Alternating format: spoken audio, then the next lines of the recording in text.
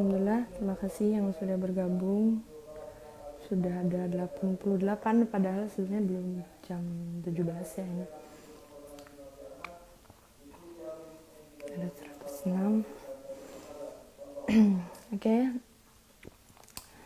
Assalamualaikum warahmatullahi wabarakatuh. Terima kasih teman-teman semuanya yang sudah bergabung bersama kami pada akun Serambi Lirboyo, yang insya Allah 10 menit ke depan saya akan menemani jenengan semua dalam rangka ngabuburit ngaji interaktif yang insya Allah akan dirutinkan selama bulan Ramadan ini.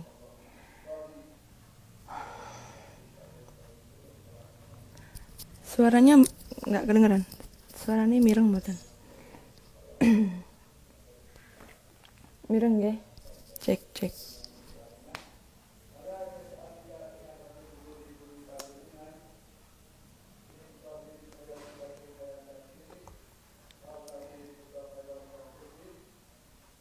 Oke, langsung saja ya kita mulai. Alhamdulillahirrabbilalamin, wassalatu wassalamu ala asyrafil anbiya'i wal mursalin wa ala alihi wa sahbihi ajma'in, amma ba'du.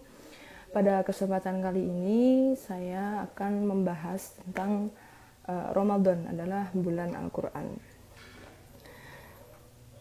Mungkin saya tulis dulu, disematkan dulu. Oke.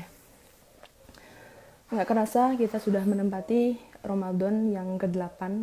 8 hari sudah kita di bulan Ramadan. Di sini saya akan membahas tentang Ramadan bulan Al-Quran. Sebenarnya untuk penamaan bulan Ramadan sendiri itu kan ada banyak nih. Maksudnya nama-nama selain Ramadan itu kan ada banyak nama Ramadan. Ada yang namanya Syahrul Qiyam, Syahrul Siyam, dan lain-lain. Namun yang paling masyhur nama bulan Ramadan adalah bulan Al-Quran atau Syahrul Quran. Karena apa?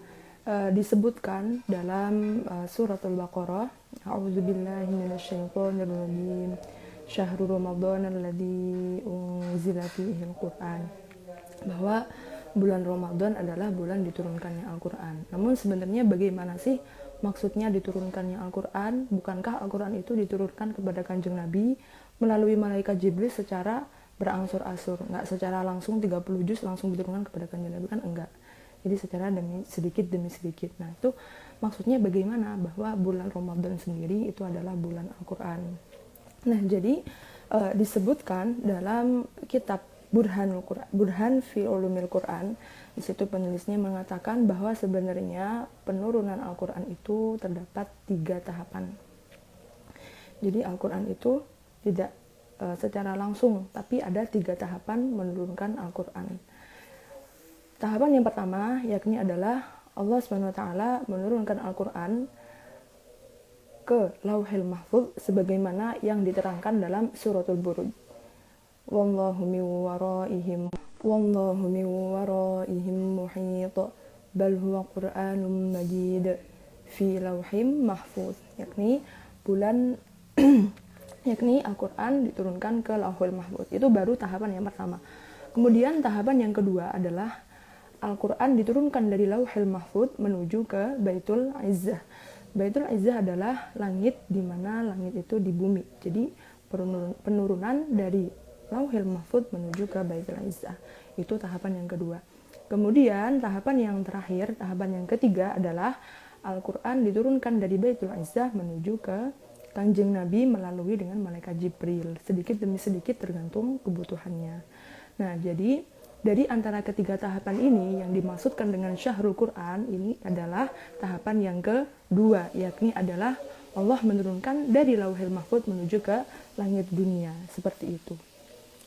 Lebih tepatnya disebutkan juga dalam Al-Quran pada surat Ad-Dukhan, Inna anzalnahu fi lailatin mubarakah. Atau lebih tepatnya lagi juga pada malam Lailatul Qadar, sebagaimana yang disebutkan dalam suratul Qadar ayat ke-1. Bismillahirrahmanirrahim. Inna anzalnahu fi lailatul qadar. Jadi seperti itu.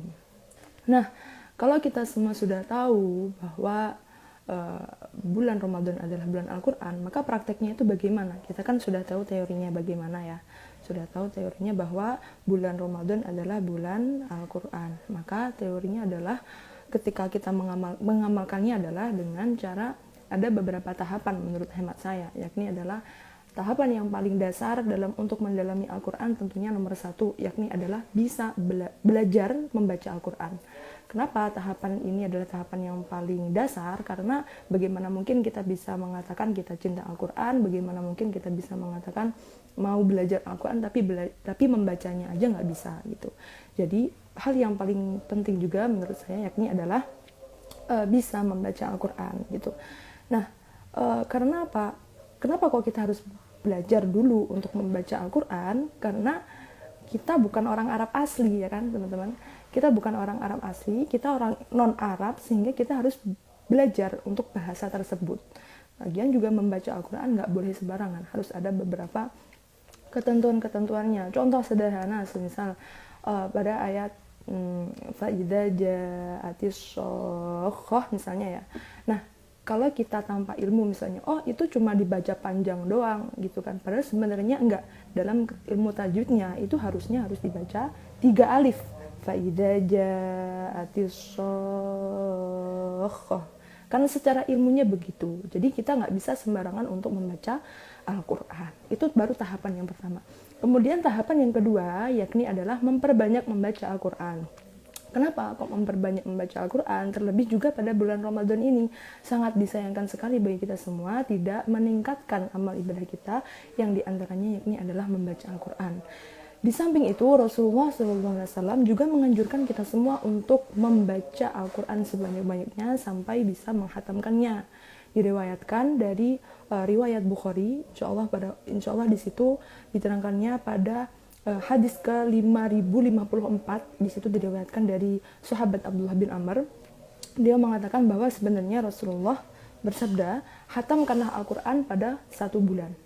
Nah, tidak sampai di situ, sahabat Abdullah bin Amr ini menjawab, inni ajidu quwwah, sesungguhnya aku bisa lebih dari itu wahai Rasulullah. Beliau menjawab seperti itu, sehingga akhirnya oleh Rasulullah dijawab, hatamkanlah Al-Quran 20 hari. Tidak sampai di situ juga, beliau tetap menjawab demikian, inni ajidu quwwah. Rasulullah pun menjawab, hatamkanlah Al-Quran 15 hari. Itu artinya kalau kita menghatamkan 15 hari, berarti satu hari harus melewatkan 2 juz. Namun nggak sampai di situ juga, sahabat Abdullah bin Amr tetap berkata, inni ajidu quwwah, aku bisa lebih dari itu wahai Rasulullah, fisikku bisa kuat lebih dari itu. Akhirnya Rasulullah dijawab, hatamkanlah Al-Quran sama 10 hari 1 kali. Berarti kalau 10 hari 1 kali, kita 1 hari bacanya 3 juz. Tapi nggak sampai di situ juga ternyata. Kemudian dijawab lagi oleh sahabat Abdullah bin Amr bahwa ini ajidu quwwah. Akhirnya Rasulullah dijawab, hatamkanlah Al-Quran dalam waktu 7 hari. Dalam waktu 7 hari, iya. Karena apa? Ketika Rasulullah bersabda seperti itu, hatamkanlah Al-Quran dalam waktu 7 hari dan janganlah sampai kurang dari itu.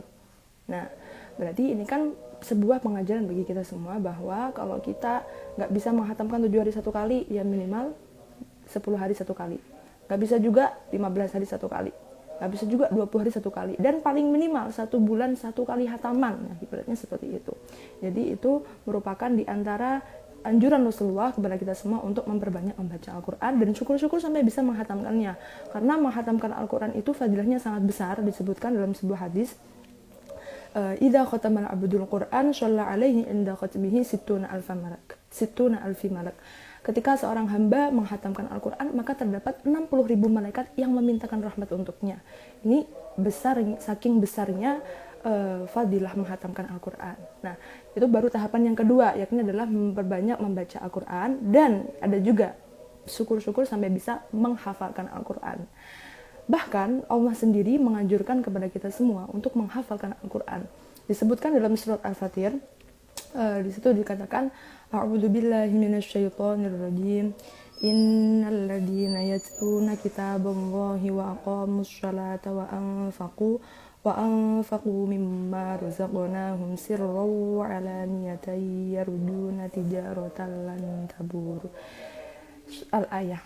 Jadi di situ dikatakan innal ladzina yatluna kitaballah, sesungguhnya orang yang membaca kitabnya Allah, wa aqamus shalah, dan mendirikan sholat, dan menginfakkan, wa anfaqu mimma razaqnahum, menginfakkan sebagian hartanya, sirra wa alaniyah, entah itu dalam keadaan sembunyi-sembunyi atau terang-terangan, maka mereka merupakan orang-orang yang layak diberikan perniagaan yang sangat besar. Nah, itulah beberapa orang yang disebutkan bahwa diantaranya adalah orang yang membaca Al-Quran. Kemudian dijelaskan lagi oleh Imam Asy-Syaukani. Sebenarnya maksudnya bagaimana membaca Al-Quran di dalam ayat tersebut.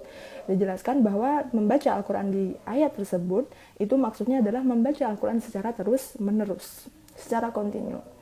Nah, kalau kita ingin membaca Al-Quran secara terus-menerus, ini akan ada hal baiknya, akan lebih baik lagi kalau kita bisa sampai menghafalkannya, syukur-syukur sampai bisa hafal di luar kepala. Maka dengan adanya hal tersebut akan bisa menuntut diri kita untuk selalu membaca Al-Quran dengan secara kontinu, entah dimanapun berada, dalam sesibuk apapun, dalam perjalanan dan lain sebagainya. Pokoknya di situ disebutkan bahwa yang membaca Al-Quran yatlunal kitab adalah membaca Al-Quran secara terus-menerus, seperti itu. Jadi itu merupakan anjuran Allah SWT kepada hamba-hambanya untuk menghafalkan Al-Quran, seperti itu. Nah, itu baru tahapan yang kedua. Kemudian tahapan yang ketiga adalah dia bisa mampu berusaha untuk belajar memahami Al-Quran. Kenapa harus memahami Al-Quran dulu? Karena kalau orang sudah bisa memahami Al-Quran, tentunya dengan itu ya, dengan guru ya, dengan orang yang lebih tahu dari dia akan mudah untuk mengamalkannya gitu. Jadi kalau misal hal-hal seperti ini itu kita terapkan, maka akan meminimalisir terjadinya kesalahan baca dan juga kesalahan pemahaman seperti itu.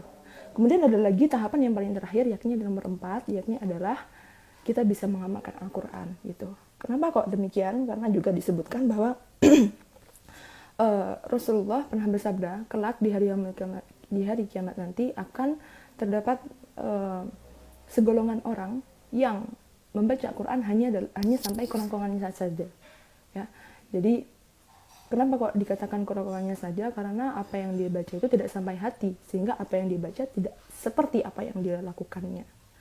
Oke teman-teman, mungkin hanya itu aja.